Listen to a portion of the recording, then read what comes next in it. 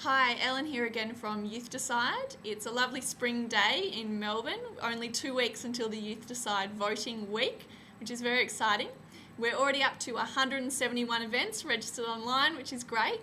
We've already exceeded our targets for registered events in Queensland and Northern Territory, which is very exciting and well on our way to reaching our targets in the other states.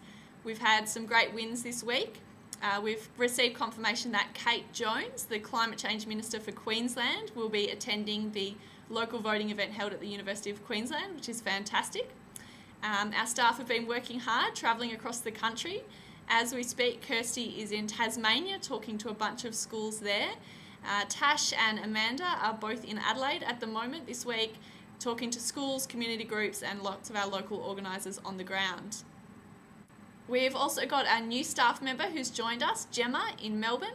She'll be working with us for the next few weeks. She's been working hard with our volunteers, making sure all our posters, stickers, postcards and other materials are sent out to all the event organisers around the country. Gemma's also working on promoting our Youth Decide concert. So this is the big concert that will be held at Federation Square during voting week on Wednesday the 16th of September at 5 o'clock in Melbourne at Fed Square. There's going to be a bunch of really big name Australian bands playing. We'll release their names just before the voting week. It's going to be a really exciting event. It's free, so everyone in Melbourne, I encourage you to get down to Fed Square for that event on Wednesday the 16th.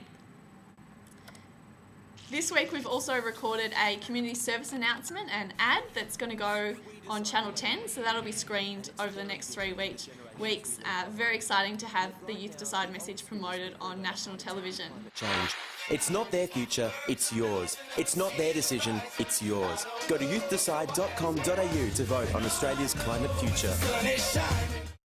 This week we've also been working on a plan of how we're going to actually present the results of the vote to our politicians. We're going to do this in a number of ways. So one way is by getting your local politicians along to your event. So getting local media and your politicians along to your event is really important in showing the growing youth movement and how strong and broad and diverse Youth Decide really is. Secondly, we're going to be holding formal lobbying meetings with politicians to present them with the results in the weeks after Youth Decide, and we'll also be presenting the results at the UN. So we've got Chris Varney, the UN Youth Representative, is going to be presenting the results in New York. And thirdly, we're going to have a bit more of a colourful, exciting presentation at all of the politicians' offices. So we're going to present the results with a bunch of young people at events at offices around the country. So Kevin Rudd's office in Queensland, Lindsay Tanner's in Melbourne, Anthony Albanese and Malcolm Turnbull in Sydney, Penny Wong in Adelaide, Perth, Tasmania.